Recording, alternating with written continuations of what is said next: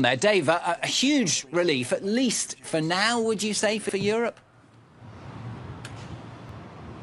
For sure. There is huge relief here in Brussels, although I should say that talking to people over the weekend, I could not find anyone here who actually thought that 50% tariffs were going to take effect on June 1st. So it's not so much surprise at the announcement we had last night. The part of it that is surprise is how quickly Donald Trump backed away from that threat, just 48 hours. It's not clear what President von der Leyen might have said to him to reassure him. Probably the more likely explanation here is that this was always a maximalist threat and that they wanted to act before the U.S. markets opened today because the U.S. markets already reacted very badly to that news on Friday. Now, this new date, July 9th, is actually the end of the extension for the Liberation Day tariffs that were announced 2 months ago. That's on 20% for the EU.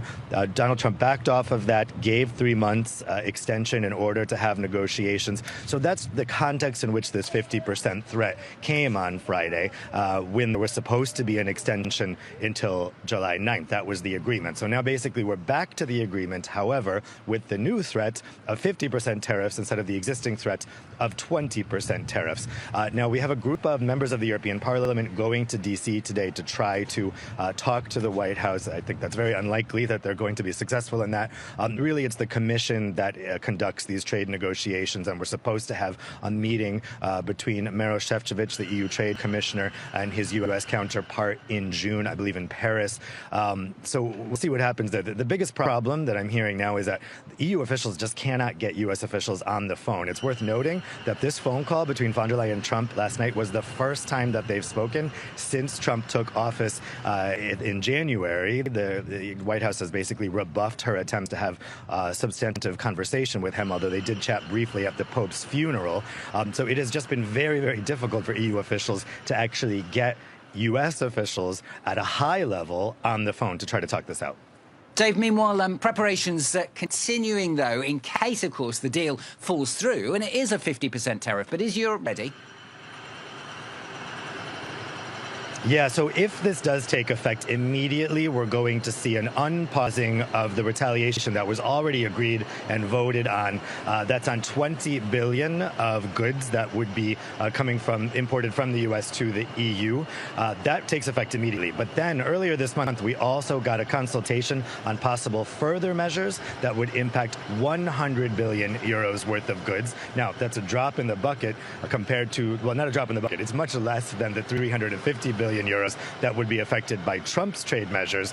However, they are pretty significant. They would target aircraft, cars, medical devices, things that the U.S. really needs. Also in this consultation, the possibility of actually restricting exports to the U.S., specifically in steel and chemicals, is on the table. Now, that consultation is going to be open until June 10th. So national governments are going to be able to, again, like they did last time, say, can you please leave this off the list? Can you please leave that off the list? But that is already a pretty substantial response. And then separately to that, the EU can go for the nuclear option, as it's called, to put a tariff on services imports, for which the EU has a trade deficit with the U.S. That's things like financial services, internet providers, streaming services, things like this, things that are not tangible. That's also very much under discussion here. So the EU has some very powerful tools in its tool belt to respond if that 50% tariff goes forward in July. And from what I'm hearing, they're very much prepared to use it. I think that there was a debate when it was 20%. Okay, should we use the nuclear option? Should we not? I've heard this weekend, if it's 50%, the EU will have no choice but to go for that nuclear option and tariff services. Dave, thanks very much. Dave Keating, our correspondent, talking to us live there from Brussels.